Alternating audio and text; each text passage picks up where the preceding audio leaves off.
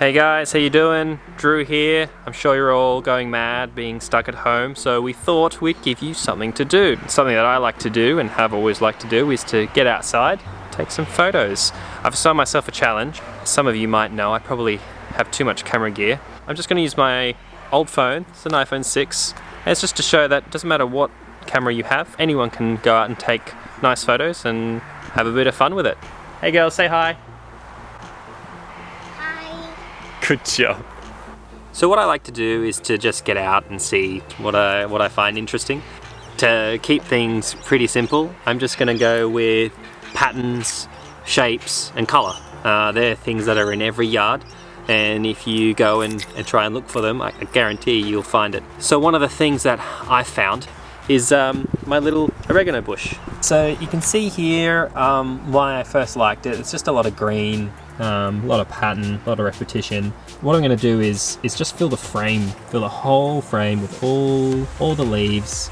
And what you can do with most phones, doesn't matter what type of phone, is if you hold down and you drag down with your thumb or drag up, it'll actually make the photo brighter or darker. Very easy way of just changing the look of the photo. And a lot of the time when there's colour involved, I like to go just a tad darker.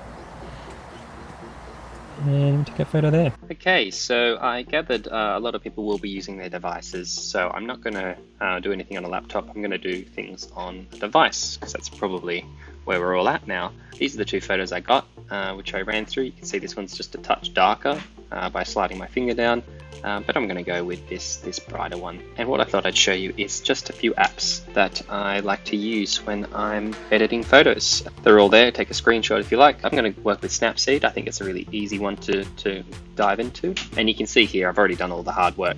The reason for that is there's a lot of tools there. So you see all those tools, you go into say Tune Image, and then in Tune Image you've got all these tools. So we really don't have enough time to get into all of that, but I just encourage you to download that app if you don't have it already and give it a spin. And if you hold down on the photo, you can see the before and after. So this is the imported image.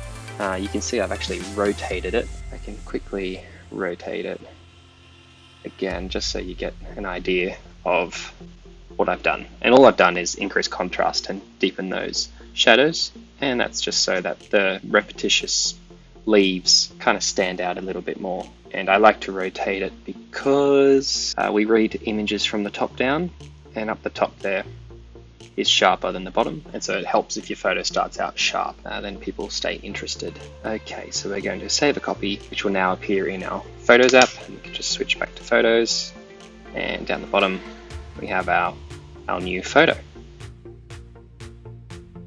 Okay, so another thing I like to do is a little something called perspective. Really easy, you kind of just need two subjects. In this case I've got my two lovely models and this little dump truck. And what we'll do is I'll take the photos and we can have a look at them later and show you what I mean. All this is going to do is going to make the dump truck look the same size as Raven.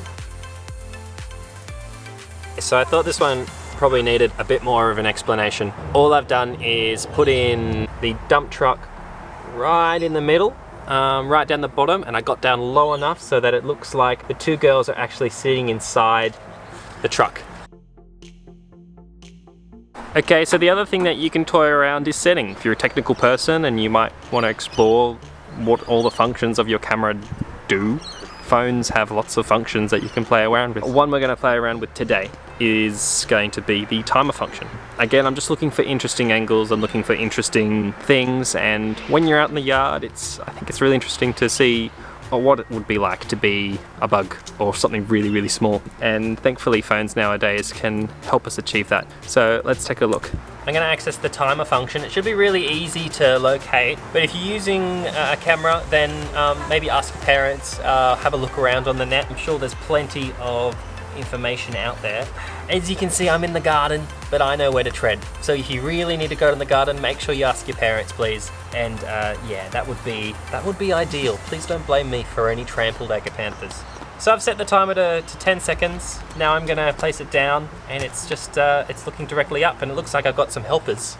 Okay, so that just went off. I'm gonna have a look at the photo and see what it looks like. It's mainly of me, which is not ideal, but it is an interesting shot. I might try it again and hopefully get some of Harper. What do you think?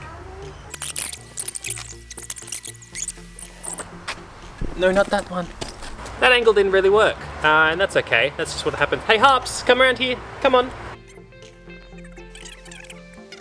I'm going to set the timer again, and this time we're going to be looking all the way up the tree through this long grass, as if we're a little small ant.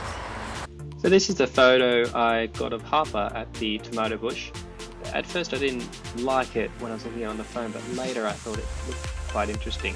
Kind of like a humongous toddler standing over a small ant or spider, and that's sort of the fun of it. You know, you get to get down in the backyard and just think about things that you wouldn't usually think about, and then put your camera in the middle of it and see what you come up with. And then this next shot is the second idea that I had of the long blades of grass going over that front lens there and looking up at the tree, again as if you're a small ant or a spider looking up. And all these edits, I converted this to black and white. All these edits I did in Snapseed, and yeah, had a lot of fun doing it.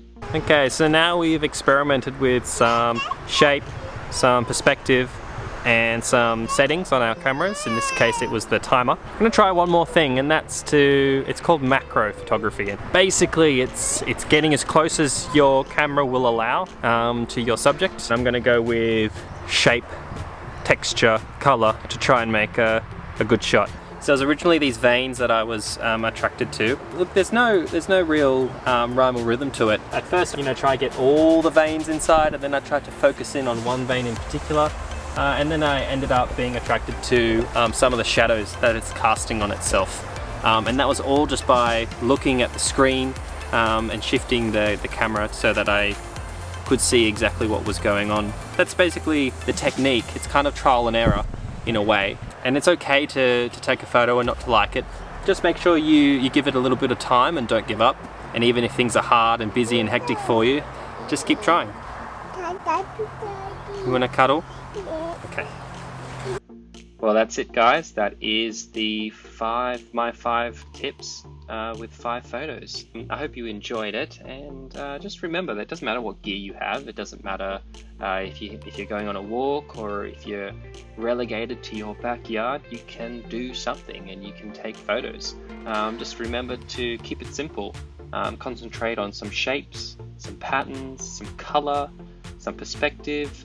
So the first step is just to start taking photos. For those of you who still think that your backyard isn't interesting enough, or you don't go enough walks, or you still don't have the right gear, then you just need to get out of the headspace and just start shooting. Because for those of you who don't know, I actually grew up in this backyard. I started shooting in that backyard when I was about 8 years old, and that was 22 years ago, and I still shoot in the backyard. I still find photos. There's got to be something there. There's got to be something new. That's always in my head. And if I could leave you with one last bit of advice, which is slightly philosophical, it's that photographs are just an expression of how the photographer sees the world. And it only has one purpose, and that's to be liked and appreciated by the person who took the photo. And so if you enjoy the process of taking the photos and you enjoy what you've created, then I don't think you need any more advice. I think you're already doing it right.